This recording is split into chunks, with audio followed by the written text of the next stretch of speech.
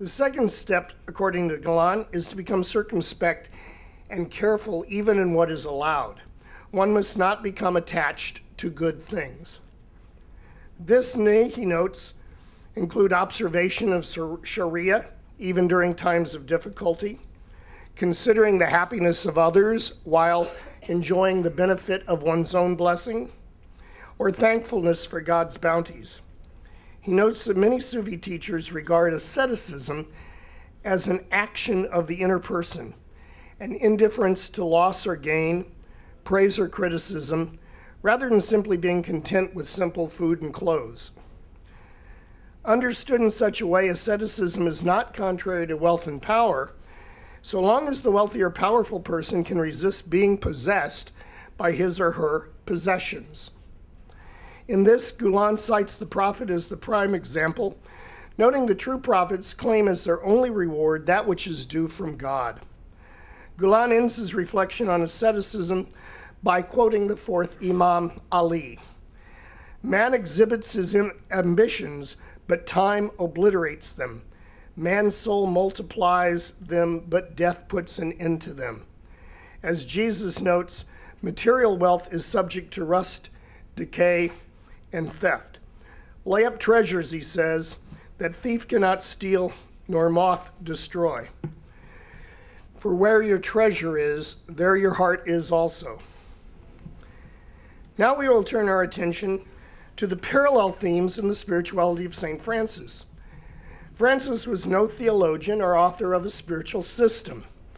He was, above all, a lover of God, and he invited others to share that love.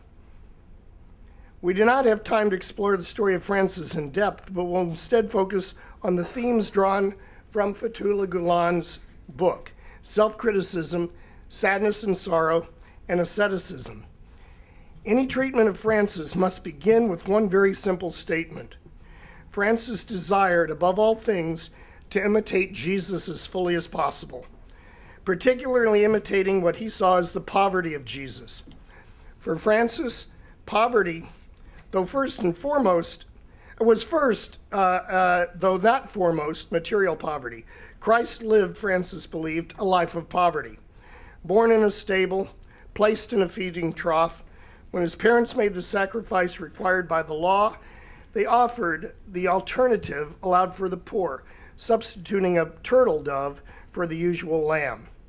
Francis saw Jesus' choice of material poverty continuing throughout his life. The Son of Man has nowhere to lay his head. All the way to the crucifixion, where Jesus was stripped naked, hung on a cross. The friars were not only to own nothing personally, they were not to own anything collectively. However, for Francis, the voluntary renunciation of material goods was ultimately to lead to spiritual poverty, knowing that one was nothing before God. When one of the friars asked Francis if he could own a breviary, the official book of prayers, Francis replied, if he owned a book, he would need a shelf. If he had a shelf, he'd need a house to put it in, and so forth.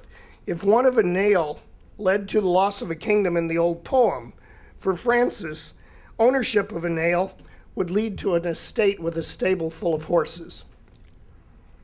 While material poverty was not an end in itself, Francis saw very clearly the difficulty of being detached from one's goods, position, and power.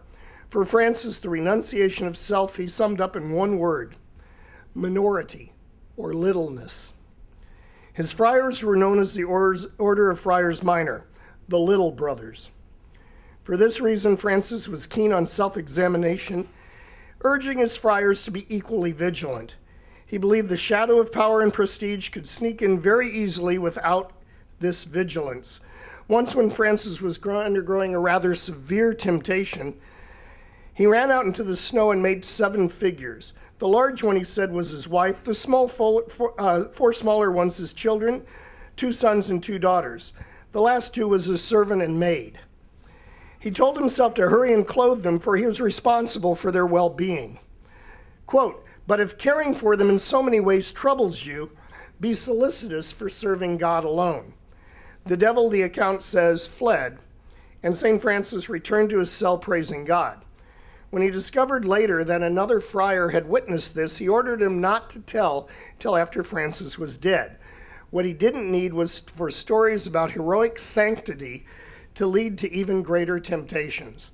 He was known to admonish people, "Do not canonize me yet. I can still father children."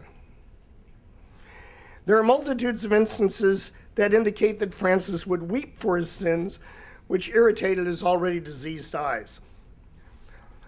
One should not read this as if Francis knew no joy. He was known to play what I call air fiddle, put two sticks together and dance around. However, given that many think today of Francis simply as a bird bath in the garden, it's important to remember this notion of weeping for one's sins. One account stands out regarding Francis's conviction that sorrow was necessary for any spiritual growth. The story is that Francis and Brother Leo were traveling to a friary one day. They were trudging through the snow. And Francis said, "Brother Leo, do you know what perfect joy would be?" And Leo took the bait. And he said, "No, what would be perfect joy?" And Francis then went through a series of, if everybody listened to the friars, or if a friar could perform miracles and all of this, this would not be perfect joy. If we get to the place where we're going, and the brother who keeps the door looks at us and he sees us all muddy and snowy and says, "I don't believe you are who you say you are. Go to the back, get out of here. You're nothing but, common thieves." He says, because he's seen us for what we truly are, if we could be joyful in that situation, that would be perfect joy. One time, Brother Leo asked Francis for a blessing. Francis wrote out the following: "May the Lord bless you and keep you. May he show his face to you and be merciful to you. May he turn his countenance to you and give you peace. May the Lord bless you, Brother Leo." Now, the first part of that's from the book of Numbers, which was one of Francis's favorite passages. But the way he wrote it was with a tau cross, which is the symbol of Franciscans. And the tau is a T. And if you read it as a T, it says something more like, "Well shall you weep." And so many scholars believe that Francis was telling Leo that the blessing would come through sorrow.